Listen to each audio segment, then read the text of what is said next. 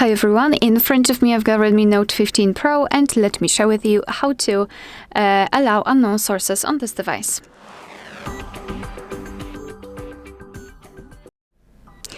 So let's begin with opening the settings, and here we have to scroll and find privacy protection. Let's tap.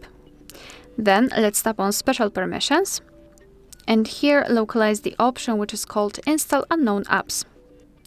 So right here we've got the list of apps which are allowed or not allowed to install some content, and of course we can change it. So let's pretend I'd like to download the app from Chrome, so from my browser, not as usual from the Google Play Store.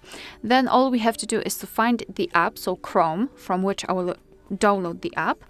Tap on it and then tap on the switcher next to it.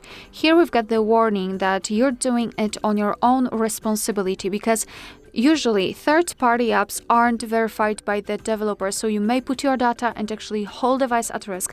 So remember about that and choose the apps wisely. You have to mark this statement that you're aware of the possible risks and tap on OK.